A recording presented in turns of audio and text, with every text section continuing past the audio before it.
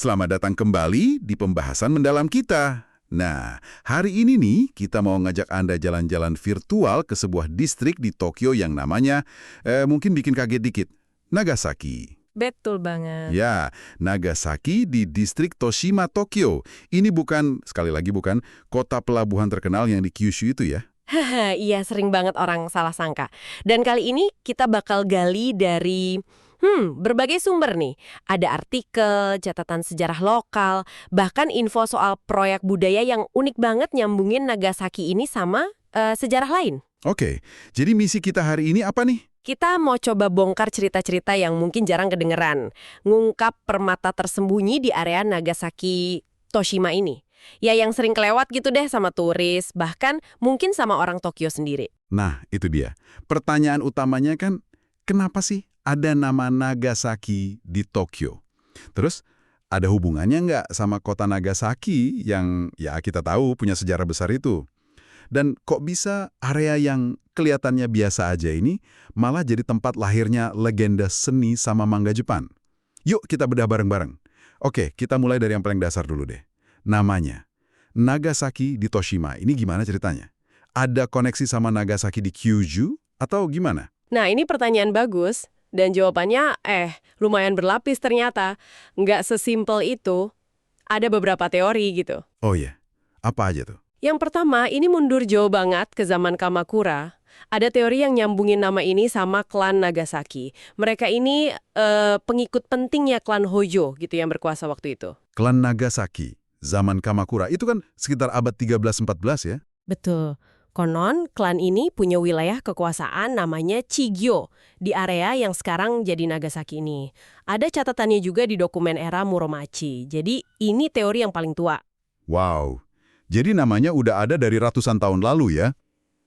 Oke, terus teori lain. Ada juga teori geografis. Katanya sih dulu area ini dikelilingi sungai. Namanya Sungai Yabatagawa di 3 sisinya. Bentuknya jadi kayak tanjung gitu. Tanjung. Oh, kayak daratan yang menjorok ke air gitu ya? Iya. Nah, dalam bahasa Jepang, tanjung itu bisa disebut saki. Terus naga kan artinya panjang. Jadi Nagasaki ya tanjung yang panjang. Masuk akal juga kan secara bentuk wilayah? Bisa jadi, bisa jadi. Ada lagi nggak? Mungkin yang lebih dekat ke zaman Edo. Kan Nagasaki yang di Kyushu itu jadi penting banget pas zaman Edo. Obat. Nah, tempat ini tuh jadi tempat nginep wajib buat orang-orang Belanda dari Dejima Nagasaki pas mereka datang ke Edo buat laporan tahunan ke Shogun. Tokoh kayak Sibold juga pernah nginep di sana. Oke, jadi ada nama Nagasaki ya di pusat Edo. Terus hubungannya sama distrik di Toshima ini apa? Ya itu tadi, hubungannya nggak langsung. Tapi keberadaan Nagasaki ini nunjukin kalau nama Nagasaki yang merujuk ke kota pelabuhan itu udah cukup dikenal di Edo. Jadi mungkin aja nama distrik ini terinspirasi atau ada kaitan nggak langsung dari situ. Belum pasti juga sih. Wah, ternyata rumit ya asal-usul namanya. Bisa dari klan kuno, bentuk tanah, atau gema dari hubungan Edo sama dunia luar via Nagasaki Kyushu. Menarik banget. Terus kalau stasiunnya Higashi Nagasaki, kenapa ada Higashi alias timur? Nah, kalau ini alasannya lebih praktis sih. Pas jalur kereta Seibu Ikebukuro dibuka tahun 1915, kan udah ada stasiun Nagasaki yang gede di Kyushu. Biar nggak ketuker, ya ditambahin Higashi aja. Oke. Biar nggak salah naik kereta ya. Betul. Tapi ada yang unik nih sekarang. Walaupun namanya buat bedain, atap stasiun Higashi Nagasaki yang sekarang itu malah ada hiasan loncengnya. Dan lonceng itu niru lonceng Angelus dari Katedral Urakami di kota Nagasaki, Kyushu. Loh, serius? Jadi sengaja dibikin nyambung lagi secara simbolis gitu? Kayaknya gitu. Jadi ya ada sedikit ironi tapi juga manis kan? Iya ya. Oke. Udah kebayang nih soal namanya. Sekarang, yuk kita coba telusuri jejak sejarahnya di jalanan Nagasaki modern ini. Mulai dari zaman Edo deh. Gimana ceritanya? Oke, di zaman Edo, area Nagasaki-cho ini ternyata punya peran penting loh, walau mungkin nggak banyak yang tahu. Lokasinya tuh ada di jalur yang dilewatin para daimyo dari Jepang Barat, pas mereka lagi Sangkin Kotai. Sangkin Kotai. Yang para penguasa daerah wajib bolak-balik ke Edo itu kan, bawa rombongan gede. Nah, itu dia. Bayangin aja rombongan super mega dari klan kuat kayak Maeda dari Kaga atau Shimazu dari Satsuma. Setelah keluar dari jalur utama kayak Oyama Kaido, mereka tuh lewat area ini sebelum masuk ke pusat Edo. Jadi semacam gerbang penyambutan gak resmi gitu. Wah, gila. Jalanan yang sekarang mungkin kita naikin sepeda, dulu dilewatin prosesi daimyo. Keren banget. Terus, ada sisa-sisanya nggak sih rute itu sekarang? Ada dong. Dan ini salah satu yang menarik. Rute bersejarah itu sekarang jadi tulang punggungnya jalan perbelanjaan Nagasaki Ginza. Ini jalanan belanja sepanjang 400 meter yang rame banget. Nagasaki Ginza, jadi ini salah satu hidden gem-nya gitu ya? Banget. Ini bukan cuma tempat belanja biasa. Kalau Anda jalan di situ, coba perhatiin toko-tokonya. Ada toko wagashi, kue Jepang yang udah dari zaman Meiji. Ada restoran Yoshoku, makanan barat ala Jepang yang nuansanya Taisho banget. Bahkan ada toko Dagashiya yang jual jajanan jadul era Showa. Wah, jadi kayak lorong waktu dong ya. Beli kue Imagawayaki di situ rasanya pasti beda ya, sambil bayangin dulu daimyo lewat situ tapi nggak bisa jajan kayak kita. Persis. Itu kan cita rasa rakyat biasa. Nah, Nagasaki Ginza ini, bareng sama jalan belanja lain kayak Shiyanama Chisun Road sama Nagasaki Jujikai, bener-bener ngasih rasa kehidupan lokal Tokyo yang otentik. Sejarahnya kerasa banget di kesehariannya. Oke, itu zaman Edo. Lanjut ke zaman Meiji. Modernisasi besar-besaran kan waktu itu. Apa jejaknya di sini?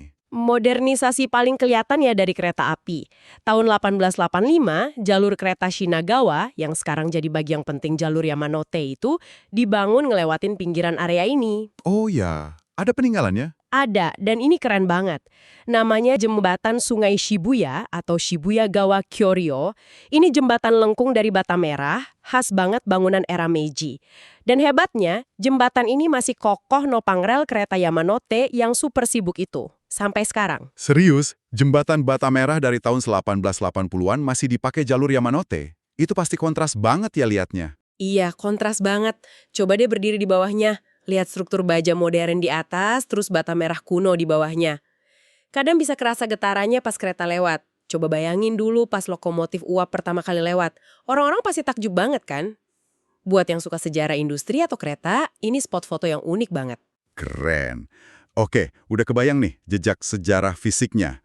Tapi kan area Nagasaki ini juga terkenal punya jiwa lain ya, yang artistik itu. Ceritain dong soal Ikebukuro Montparnasse. Nah, ini dia bagian yang gak kalah seru. Sekitar tahun 1930-an, area Kanamecho, Nagasaki, sama Chihaya ini tiba-tiba jadi pusat kumpulnya seniman-seniman muda. Kumpul gimana maksudnya? Mereka pada tinggal di sini. Banyak dibangun kompleks rumah sewa yang ada studionya. Namanya Desa Atelier atau Atorimura. Ada Suzume Gaoka Atelier Village, Sakura Gaoka Parthenon, macam-macam deh. Kenapa milih di sini? Kan agak pinggiran ya dari pusat seni kayak Ueno. Justru itu. Alasannya pertama, sewa di sini tuh relatif murah. Kedua, akses ke Ueno sebenarnya nggak susah-susah amat. Nah, rumah atelier ini desainnya unik. Studionya gede, bisa 15 tatami, jendelanya besar buat keluar masukin karya, terus ada jendela atap ngadep utara biar cahayanya stabil buat ngelukis. Wah, studionya enak ya. Tapi tempat tinggalnya gimana? Nah, itu dia. Ruang tinggalnya justru sempit banget. Paling cuma 3 atau 4,5 tatami. Kecil banget kan?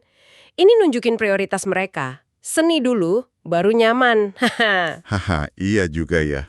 Jadi mereka hidupnya prihatin gitu dong? Seringnya gitu, tapi semangatnya itu loh luar biasa. Mereka saling ngasah bakat, tuker ide, debat soal seni sampai malam di kafe-kafe murah sekitar Ikebukuro. Nggak peduli aliran seninya apa, bebas banget suasananya. Suasana bohemian gitu ya, penuh semangat, dan itu yang disebut Ikebukuro Montparnasse. Tepat, yang ngasih julukan itu penyair namanya Oguma Hideo. Dia ngerasa suasana bebas dan kreatif di sini tuh mirip sama distrik Montparnasse di Paris yang juga jadi pusat kumpul seniman avant-garde waktu itu. Jadi, ini semacam pengakuan buat energi kreatif yang luar biasa di sudut Tokyo ini. Keren banget ceritanya. Nah, dari energi kreatif ini kan muncul legenda lain yang lebih mendunia lagi ya. Yang soal manga itu, gimana nyambungnya? Nyambung banget. Dan lokasinya persis di jantung area ini, di Minami, Nagasaki. Di situ pernah berdiri apartemen kayu sederhana, 2 lantai, tapi jadi tempat paling keramat dalam sejarah manga Jepang. Tokiwaso. Tokiwaso. Ini dia yang legendaris banget. Siapa aja sih yang pernah tinggal di sana? Wah, daftarnya bikin merinding. Ada Tezuka Osamu, sang dewa manga, pencipta Astro Boy. Terus duo Fujiko Fujio, Fujiko F. Fujio yang bikin Doraemon, sama Fujiko Fujio A yang bikin Ninja Hattori. Ada Ishinomori Shotaro, bapaknya Kamen Rider. Terus Akatsuka Fujio, master manga komedi kayak Osomatsu-kun. Gila kan? Semuanya pernah ngumpul di satu atap itu. Gila beneran. Itu kayak markas besarnya Avengers versi mangaka ya. Apa sih arti Tokiwaso buat mereka waktu itu? Itu lebih dari sekedar kos-kosan murah. Itu rumah mereka, studio bareng, tempat curhat, tempat saling pinjam duit, saling bantu ngejar deadline, mereka saling nyemangatin di masa-masa sulit. Atmosfer persahabatan campur persaingan sehat inilah yang jadi fondasi zaman keemasan manga Jepang. Pasti banyak banget ya penggemar manga yang pengen napak tilas ke sana. Ada tempat yang bisa dikunjungi sekarang buat ngerasain auranya nggak? Kayak hidden gem buat fans gitu? Ada banget. Walaupun bangunan aslinya udah dibongkar tahun 82 karena lapuk, tapi semangatnya dihidupin lagi. Tahun 2020 kemarin, dibangun Museum Manga Tokiwaso di dekat lokasi aslinya. Oh ya, museumnya gimana? Itu replika persis bangunan Tokiwaso. Detail banget. Sampai kamar-kamar manga legendaris itu direkonstruksi. Masuk ke sana tuh bener-bener kayak balik ke tahun 50-an. Wajib kunjung deh buat fans manga. Wah, keren. Selain museum, ada lagi nggak jejak-jejak Tokyo Aso yang lain? Ada beberapa spot kecil tapi berkesan. Pertama, restoran Cina namanya Matsuba. Ini tempat makan langganan anak-anak Tokiwaso. Konon, saking bokehnya mereka kadang bayar pakai gambar manga. Dan restoran ini masih ada loh sampai sekarang. Bayar pakai gambar. Gokil, masih ada restorannya. Masih, menunya juga katanya nggak banyak berubah. Terus di kuil Kongoin, sebelahnya kuil Nagasaki, ada manga Jizo. Patung Jizo unik yang megang pena G-pen, alat gambar manga itu, Iya. buat penghormatan ke sejarah manga di sini. Manga Jizo. Lucu banget. Ada lagi? Di dalam stasiun Higashi Nagasaki, coba cari deh. Ada monumen kecil gambar Leo dan Lija dari Kimba, The White Lion, karya Tezuka Osamu. Kecil tapi berarti banget. Oke, dicatat nih spot-spot ziarahnya. Nah, kita udah ngomongin sejarah sama seni nih. Sekarang, gimana kehidupan sehari-hari di Nagasaki, Toshima ini? Apa sih yang bikin menarik buat orang? Mungkin buat tinggal atau sekedar main ke sana, cari suasana beda? Suasananya itu gimana ya? Unik. Kayak kata sumber kita, kelihatan biasa aja, tapi nggak ada duanya. Praktisnya, aksesnya bagus banget. Cuma 4 menit naik kereta Seibu Ikebukuro, udah nyampe stasiun raksasa Ikebukuro. Dari situ kan kemana-mana gampang. Terus, katanya biaya hidup di sana juga lumayan bersahabat ya? Betul. Harga sewa properti cenderung lebih murah dibanding daerah tetangganya. Terus lingkungannya juga dikenal aman, shiangai kata orang Jepang, dan yang penting nuansa komunitasnya masih kerasa banget. Komunitas? Maksudnya kayak gimana tuh? Di Tokyo kan biasanya orang cuek ya? Nah, di sini beda. Masih ada tuh istilahnya Gokinjo Zukiai, hubungan antar tetangga yang hangat. Itu udah jarang loh di kota gede kayak Tokyo. Jadi suasananya lebih tenang, lebih manusiawi gitu. Menarik banget. Kalau kita main ke sana nih, ada tempat-tempat spesifik nggak? Sudut-sudut tersembunyi yang bisa ngasih kita gambaran kehidupan lokalnya? Wah, banyak banget. Justru serunya di situ nemuin hal-hal kecil. Kalau suka yang retro-retro, coba ke toko daging Nikuno Amanoya. Katanya mereka masih pakai timbangan jadul desainnya Nagisori dari tahun 50-an. Terus ada toko perkakas logam tua yang kayak kapsul waktu. Timbangan jadul? Unik juga ya. Kalau tempat nongkrong, kafe gitu. Ada kafe-kafe gaya kisaten lama, kayak Coffee Olive atau Coffee An. Ada gosip seru, katanya penyanyi Yamashita Tatsuro dulu pernah kerja paruh waktu di dekat Coffee An. Ada aja ya ceritanya. Terus makanan, pasti banyak yang enak dan murah kan di daerah kayak gini? Nah, itu dia. Ini surga kuliner tersembunyi. Ramen ada menyasei atau Orion Shokudo yang enak. Terus wajib coba Tachigi Udon, udon berdiri di Nanten Honten. Cabang utamanya di sini. Cobain deh Niku Udon atau Cabbage Udonnya yang unik. Udon pakai kol, baru dengar tuh. Ada lagi? Ada jalanan yang dijuluki Yakiton Street, saking banyaknya warung yakiton, sate babi panggang. Terus restoran Sekizawa Shokudo yang pernah masuk drama Kodoko no Gurume itu juga asalnya dari sini, walau sekarang udah pindah. Wah, lengkap banget kulinernya. Kalau tempat ibadah atau taman gitu gimana? Ada kuil Nagasaki, kuil Shinto utama di sini. Festivalnya pas September rame banget sama yatai. Sebelahnya ada kuil Kongoin yang punya manga Jizo tadi. Ada juga kuil Zenshoin. Ini kuil Buddha yang aktif banget bikin acara komunitas, kayak kelas masak Shojin Ryori atau nonton film bareng. Buat taman, ada Taman Minami Nagasaki Harapa, tempat nyantai warga lokal. Kalau mau lihat pemandangan kota sambil ngerasain kontur daerahnya yang agak berbukit, ke Taman Minami Nagasaki aja. Oke, ada lagi nggak temuan unik lainnya? Dua lagi deh, kalau pas ke sana hari Minggu keempat tiap bulan, ada Pasar Loak Nagasaki-cho. Ini bukan pasar barang antik mahal ya, lebih kayak kumpul warga jual barang bekas era Showa gitu. Hangat suasananya. Terus kalau mau coba pengalaman Jepang klasik, ada pemandian umum Saitoyu. Udah dari tahun 1947, masih ada mural ubin Gunung Fujinya yang khas. Sip. Dicatat semua hidden gems-nya.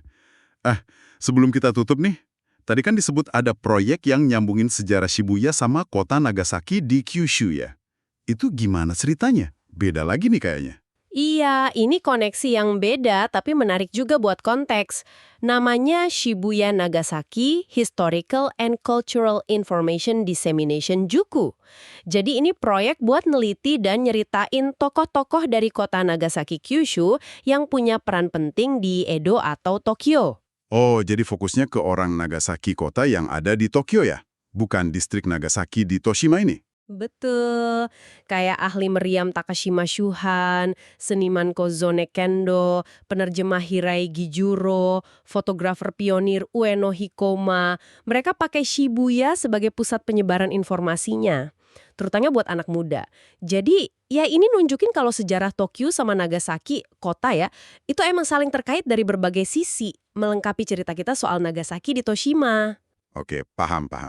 Jadi, kalau kita simpulkan nih perbahasan kita hari ini, distrik Nagasaki di Toshima ini, wah ternyata isinya banyak banget ya, jauh dari sekedar nama yang bikin bingung.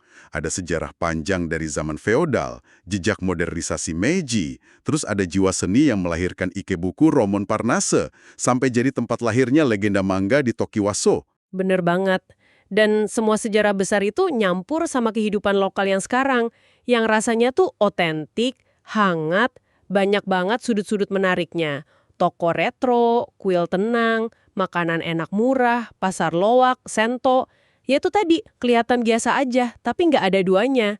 Sisi lain Tokyo yang punya karakter kuat. Ini jelas bukan tempat wisata yang hingar-bingar ya. Tapi justru tempat buat kita bisa sedikit pelan-pelan, nikmatin suasana, nemuin kejutan kecil di tiap belokan. Jauh dari ramainya pusat kota. Iya, tempat buat ngerasain Tokyo yang lebih bernafas gitu. Skalanya lebih manusiawi. Nah, sebagai penutup nih, Tambay mau tinggalin pertanyaan buat Anda renungkan. Selain Nagasaki di Toshima ini, kira-kira sudut atau lingkungan Tokyo mana lagi ya yang mungkin nyimpen lapisan sejarah atau warisan seni atau koneksi unik sama daerah lain di Jepang yang selama ini kita lewatin aja gitu dan seru buat kita gali bareng-bareng di lain kesempatan. Coba dipikirin ya.